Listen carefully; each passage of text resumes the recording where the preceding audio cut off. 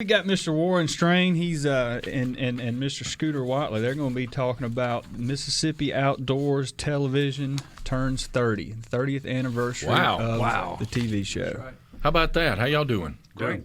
Doing great. All right, good. Actually, it's been around about 40 years. It's been on public broadcasting for 30 years. Well, we'll get into that in a minute. But we'll talk Gator about that. Season, man, it just ended.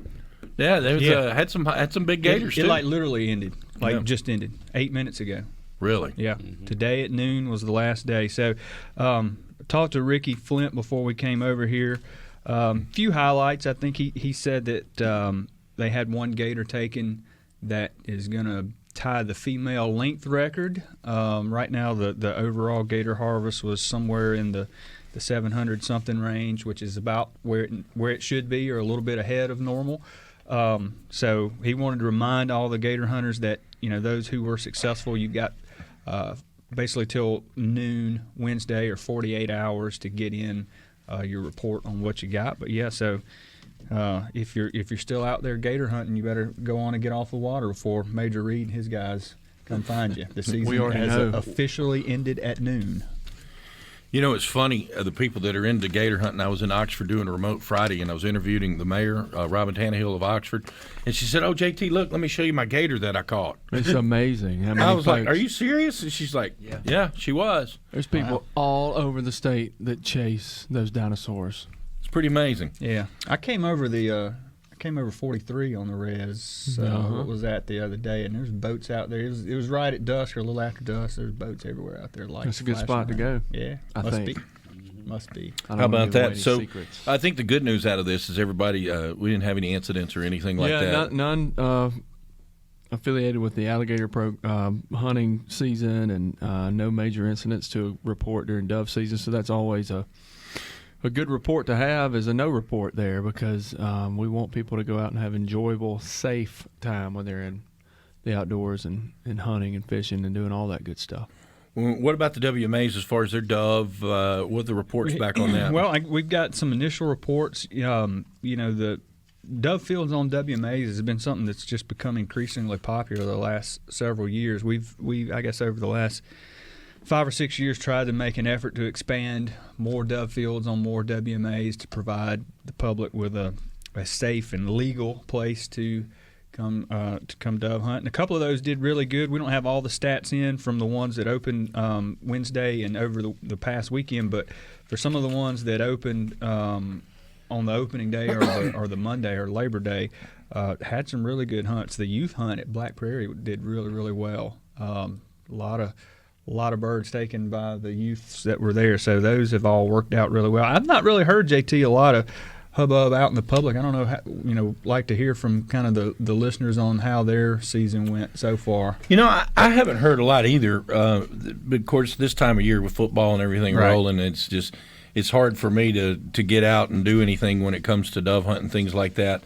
But I saw a few pictures. I saw a few birds. I don't know. Y'all let us know. If it's out there, let us know. 888-808-8637. C Spire text line is open.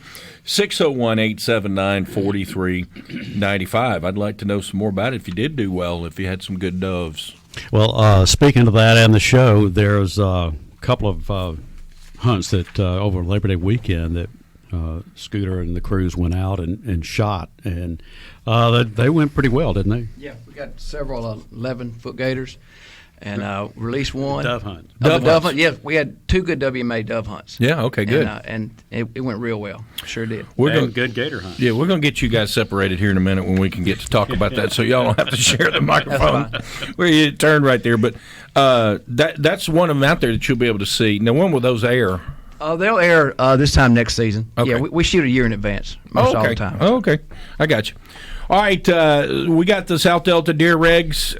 Now, is this official now? Yeah, that is official. Remember, we I think talked about it a couple of weeks ago, but the commission voted on those regs, so this is official for the South Delta. And I won't define the zone. I'd encourage people, if you're interested, what zone that actually, or what actually makes up the zone, the boundaries and all, go and check the map out. But basically, if you're in that South Delta zone, the deer season will be slightly delayed and will end a little bit early. So we're looking at October the 15th to January the 5th on both public and private land. The bag limit will be slightly different from the statewide bag limit. So 2 antlerless deer and 2 bucks, and one of those bucks can be any antler deer. Yeah, So- and when we carved out that zone, we pretty much followed the water line. And so if people are listening out there and they experienced flooding this past year, they're probably in that zone. But again, to reference that map before you go out hunting this season, and it's now's the time to start preparing. And we ask people to go hunting so we can get some feedback and find out truly how the deer are responding. Because we're hearing up and down that area, right along the water line, the deer are coming back. They're coming back. There's tracks just following it back immediately. And we're also going to be partnering with Mississippi State to do a big large scale camera survey across the whole region. So we're going to hopefully have some real hard data on deer densities across the South Delta. It's going to be a pretty big effort, but we feel like this this particular natural disaster really deserves our full attention. So we're going to be deploying a lot of trail cameras, working with some private hunting clubs to do that, to try to get a sense of what deer densities across the region are, where they're coming back, where they're not, and hopefully that'll help us manage better. Got a little bit forward. here on the C Spire text line. Vicky in Clarksville said, I limited out Saturday and Sunday on doves. So there you go. Another one says, can we hunt the WMA fields all dove season? I took my son to Hell Creek. It was a decent hunt, but hoping after the weather cools off it will get better. I would encourage him to go and check the individual regs on Yeah, those. they're all different, because aren't all they? of them are slightly different. Most of those, once we get past the first season, are kind of just statewide, but some of them are only certain days of the week during this first season. So just go check those individual WMA regs. I can't tell you from memory on the air what Hell Creek's would be. Go check those individual regs, but those opportunities do usually persist all the way through. So. All right, when will they do the WMA drawings? Most ended on August 30th, but still no draw complete. What does that mean? Are they all done? Are all the drawings out? Well, no, not all. We're still taking applications for the deer draw, and so I think it would depend on which they're talking about there. All right, WMA Check-In App. Yep, want to keep reminding folks about that. We are moving away from the paper-based system for folks hunting WMAs. We're going to have the app released and ready to go here shortly. We're going to encourage hunters to use that app. We will, for folks who don't have a smartphone, we will be having at least one check-in kiosk per WMA where they can do the old paper-based. But we really want to start transitioning folks to the smartphone-based. It's more convenient for the hunter. That makes it easier for them to check in. It makes it easier for us not having to run all those stations, so we're able to spend our time working on habitat and other stuff. So keep plugging that one, keep remembering that, and also this year we're going to have the game check for turkey. JT, we talked a lot about that back in the spring. We're going to be doing it for deer this season on a voluntary basis, but the game check app the same app that you use during turkey season, you can now game check your deer. So. All right, Mississippi Outdoors Radio's 30th anniversary. We're going to talk about that coming up here in just a second. We got Warren Strain, Public Affairs, and Scooter Watley here with us, the producer, cameraman, and videographer for Mississippi Outdoors Radio. You do a little bit of it all, don't you? Correct. Yeah, it's been 14 years. It's been great. 14 years. So 30 years, of course, we all remember Mr. Melvin when he used to do the Mississippi Outdoors TV, and it's hard to believe it's been that long. Yes, it has. Yes, Wow. it's been good. Yeah, It's been it good. started off with Paulette Carruth, and called up Melvin and said, guess what? And so Scooter knows a good bit more about that, how all that developed out. But at any rate, it has been around it's been on public broadcasting for 30 years, and then actually been on the air for longer than that. I think one of the local television stations, the CBS affiliate here in Jackson, carried it. So you said you do them pretty much a year out, just so you can get them done and done correctly. And Right.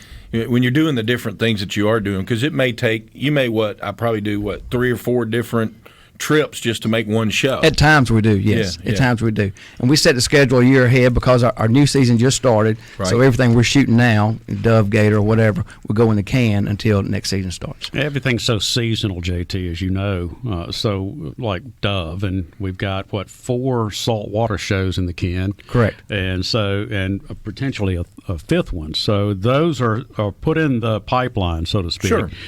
So it'll be appropriate with the season that, of course, we can't go out and shoot and put together a Dove show to air Thursday night. That we shot. Like you said, we want to make sure that we have all the elements in there, and it's a 30-minute show. Well, and I mean, if you think about it, the manpower it would take to do something like that would just be, it wouldn't be cost prohibitive at all. But to be able to bring it to people, and I think the neat thing about it is it shows people that may not hunt or fish or maybe not be an outdoorsman. It shows them the opportunities that are out here and available for people that can and want to do that. Not everybody likes to deer hunt. I get that. But a lot of people may not realize it. Ever just go bay fishing for speckled trout and learn how to catch one of the finest delicacies in the ocean, man, or in the water. And so they can see those types of things and you can go, hey, I could go do that. Without having, and I think that's kind of cool. So tell me what is maybe, you obviously have some very memorable experiences going along, especially with Melvin and all those over the years. Oh, yeah. But filming the show, go back and talk about a couple of those. I went several years ago, went bass fishing with Jerris Norwood. He's from Brandon, professional player. And we fished a private pond with Lee Penton, and he caught a 10-pound bass, and he about jumped out of the boat. He was so excited. And so that clip still runs on our Open Fire show. Jerry's holding up this big 10-pound bass that he couldn't believe it. And with Melvin, just different things with Melvin. I rattled up a deer from Melvin one time at Horseshoe, and he shot it, and I wouldn't let him get out of the stand to go check on it because usually wait a little while, make sure that deer's not going to run off, and he couldn't understand that. So he was just chomping at the bits, for like 30 minutes. I got to go. Said, no, Melvin, no, we got to wait. We got to go. So it's a lot of those like that.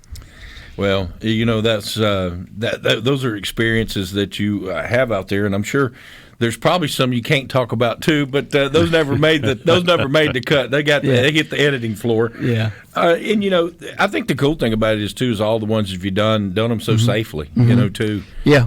All of it's been real safely done, and most of our shows are word of mouth. People ask, how do you get ideas? A lot of word of mouth. We'll go like the dove hunt with somebody, and they'll say, "Oh, I got a squirrel dog. We need to do a squirrel hunt next season." And just people watching the show or email in and say, "We've got dogs. We've got some way to put a new show on." So that was really my next question. What makes you determine how you're going, where you're going? We just people call us, and we just see people at different places. Well, and we want to take this opportunity, JT. We appreciate you letting us drop by and visit with you all, but we'd like to solicit somebody for the folks around the state who hunt these public lands, and give us a call down at Jackson at the Wildlife Fisheries and Parks headquarters, and ask for Warren. I'm about the only one there, so just give us a call, and we'd love to try and line up something with you, because we're always looking for the opportunity to go out and to different areas as well. So it's important to try and put these in line, because it does take a while for all of it to develop. But we'd love to have some folks who are interested in partaking and participating in the television show to give us a call, and we'll get us on the calendar. No, what's the craziest thing y'all have ever filmed? Hand grabbing? What? Hand grabbing, yeah. Several hand grabbing shows. But this year we've tried to incorporate some non-consumptive stuff because, like you said, not everybody hunts and fishes. Gotcha. And we've done a couple of shows with Quail Canoe Company, and one of the craziest ones I've done was I spent 4 days and 3 nights on the Mississippi River in a canoe. And did a 2-part series with Quail Canoe Company. Wow. And other people that don't hunt and fish can relate to that. It might get them out, on the water, on a canoe and stuff. So, and then we've done some hog control population kind of things. We did a show how to control the hog population. So, just new and improved stuff like that. Well, and also there have been a lot of celebrities who have been on the show over the years. Archie Manning, Jerry Clower, Eli, and so there's a long list of folks. What about Adam Butler? Yeah, and Alan Butler. He's a celebrity now. He'll let y'all tag along. Yeah, every once in a while. Really? Well, he actually let you know where he was turkey hunting? Sometimes. Or did he we tried a turkey hunt, but it didn't work out. I figured he blindfolded all y'all and took him down there in the truck, and when you got there, it took the blindfolds off of you so you wouldn't know where he was hunting. Yeah. We thought he had a hot spot, but we took a young lady from NWTF and it didn't work out. So he's not all that. JT, I wonder why it didn't work out. That's the way you do. You have that. Conveniently. You have that gar hole in your pocket when somebody's kind of intruding on your turf. You take them to the not so good place. Sorry about that. I'm serious. I could see him doing that. Boys, I'm gonna tell you what. Y'all lay down in the back of that truck, and when I tell you to get up, I'll finish the story there. We did a turkey hunt that's not going to air because it didn't pan out, and I ended up losing my best mouth call on the hunt. That's right, he did.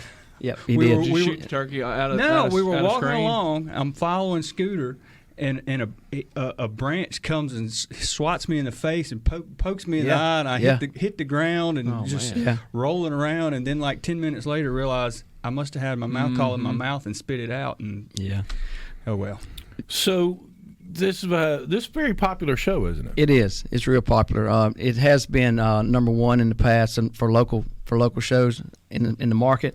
I did want to mention you talked about Melvin Tingle. We're doing a special show with him this season. Really? A walk down memory lane with Melvin Tingle. 30 years after whatever.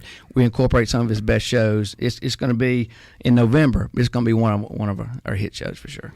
Well, that's awesome, and of course the many years that he did that, and those are memories. I know you got a lot of memories with him, but just spending time. A lot of people don't realize. They see the show or they hear the show. And it's the same thing here with us. We travel all over the place too. It's the stories behind what goes on, and the relationships that you have behind what goes on when the microphones aren't on or the cameras aren't rolling. And those are always good too. Those that you have. Well, Scooter told me a story the other day when we were out shooting some video up in the north, up in the Delta, and a story about Melvin that I'll tell you during the break. Okay. Yeah, some of those stories are best saved that way. Yeah, yes, they are. And when Melvin retired several years ago, 5 or 6 years ago, I went over and interviewed him at his home and did a lengthy 20-minute, 30-minute on-camera interview with him, and we're going to use a lot of that in this special show that's coming up in November. Now, and what day will that be in November? November 7th. November 7th. We'll make sure we tune in for that. He's super person. Oh yeah, he has great every stories. time he's ever in here, he's always just as cheerful and as glad to see you. And haven't seen him in a long time, but just cheerful and is happy to see you. Is one of those kind of people that's just genuinely happy. Well, the show comes on at 7:30 on Thursday for those folks who don't know that, and then on Saturday at 5 o'clock. Okay. And you can find that on your public broadcasting television station, wherever that might be. All right, we're going to continue with more Mississippi Outdoors Radio. We'll talk some more about Mississippi Outdoors TV as they celebrate 30 years. Also, we got the Gateway Getaway coming up for you here in just a minute, and that will be happening for you. We'll talk about that. And also, you can text us if you would like, the C Spire text line, 601-879-4395. You can be a part of the program. Please don't text and drive. One other thing I want to pass on real quick, and I've said it before, and I want to make sure I get it in on the 12 o'clock hour. Those of y'all know about Deputy Brad Sullivan, who was gunned down on Highway 16 there in Canton. The blood drive on Wednesday in Madison, right there at the old two-lane parking lot. They're going to have two blood mobiles there. Please go donate blood. If you live out of town, you can donate in Greenville or Oxford. And, of course, there as well, go to the headquarters. Brad's code is DV63. Please donate blood for this hero is what he is, and great law enforcement officer known by many, and he's fighting, folks. So let's help him out.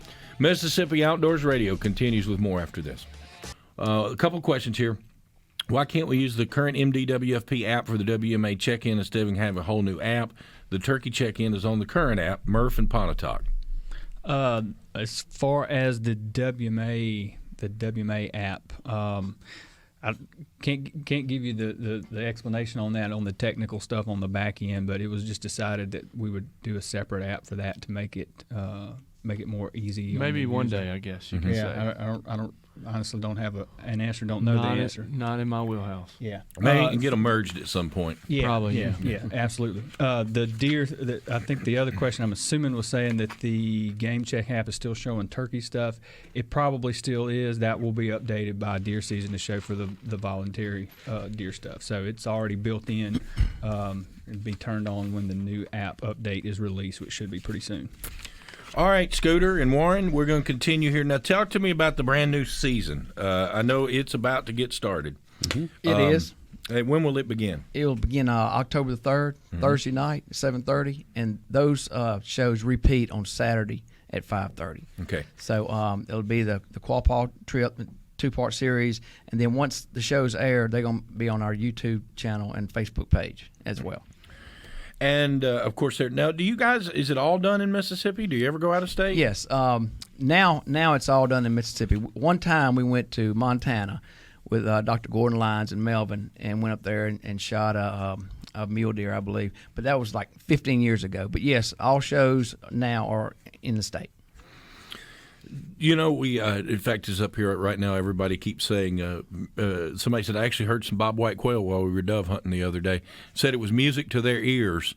Yes. When's the last time y'all have done a quail show that you can remember? Well, we do the governor's hunt, you know, at Longleaf. But as far as wild quail, we haven't done any. Yeah.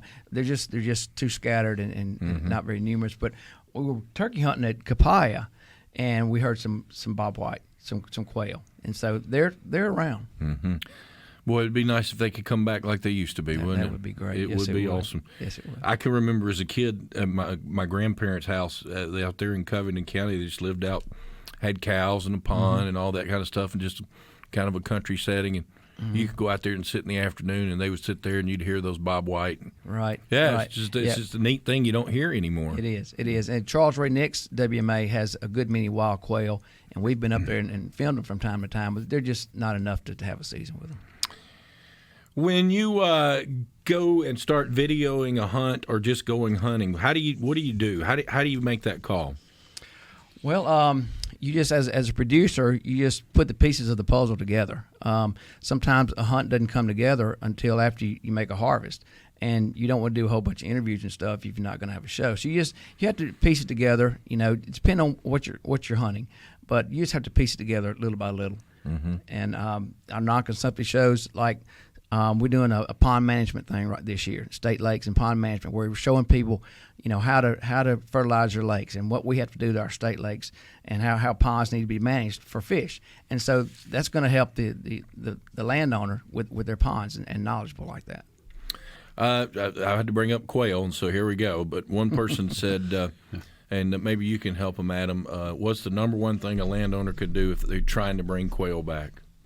Well, it's going to be habitat. It's going to be managing for that early successional, weedy, brushy sort of habitat that they really need. So, I always tell landowners it's not terribly difficult if you just want to have a covey around or hear a bobwhite whistle, in the background.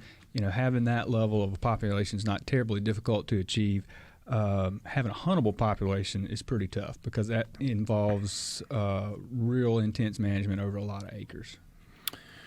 Scooter, what's the hardest thing to film? Probably turkeys. Probably turkeys. Yeah, you have to just be so still. Yeah, you have to be so still, and we have to move from time to time, and you got to move at the right time. But they're the most fun to film. They're all the most fun to film. But turkeys are really challenging. I would imagine so, and then I imagine. You like you said, I mean they're smart. What about a hog hunt? Have you done one of those? We've got a show coming up on population control, and yes, we've done some stuff at Mahana before the water came in, obviously, and some night vision stuff. But we've done. We don't do hog hunts per se because most hog hunts are with horses and chasing them and baying them with dogs and we don't show that on the show because this is a family show. I got it. I understand. So if we're going to do a hog hunt, it's just going to be out of like a deer stand, like a deer hunt. And if one runs across the field, then we can do it that way. But hog hunts per se really not consumer friendly, basically. What's the ones you like to do the most? That are most enjoyable to you? He's a big-time deer hunter, so he loves those, I'm sure. Yeah, whitetail deer. Well, sure, Yeah, sure. whitetail deer. Kind of Sure like you, JT. About all I like to do. I mean, I do other things, but that's the one. That's the number one thing. Well, gator hunts are most exciting, I guess. Because you don't know what you're going to get. You go at night, you stay all night, and you might get one and you might not. But when you get a good one, it fights on. Well, we got a good one in the can Yes. coming up Really next season. And then we did mention a couple of the shows we have coming up this season. What are some of the other? We've got some red fishing, some bull Yum, reds. yum. We call some bull reds, and then we've got some. That's a fight too now. Oh yeah, Yeah. yes, it is. And we've got the Wounded Warrior Deer Hunt, where we go down to Awesome. Slay Wilderness, and do that kind of stuff, and we love those kind of hunts, because they're really productive. And Cane Mount Deer Hunt, Madison County Squirrel Hunts. We've got turkey habitat and trapping, where Adam is featured a lot, where we trap some turkeys and release them. That's going to be a good one. So we've got a lot of good stuff. Rabbit hunts. I floated some tributaries around the state. Last summer, we did the Little Sunflower and highlighted some of our river tributaries. Another non-consumptive piece. And just a lot of pretty pictures. Bear Creek, we fished Bear Creek up at Tishomingo. Beautiful. In the fall, it was one of the most beautiful shows I've ever filmed. So we got a lot of variety this year, JT. So the new season begins again October the 3rd. October 3rd. Thursday night at 7:30. And those shows will repeat on Saturday at 5:30. Captain, you get the tickets taken care of in there, son? All right, thank you. We got your Skinner tickets taken care of. We'll give you some more tomorrow, folks, on the J&T Show. We're wrapping up here for a few minutes with Scooter Whiteley, Warren Strain, Public Affairs, Scooter Whiteley, the producer of Mississippi Outdoors TV, and Nicole Smith will be coming up here in just a second.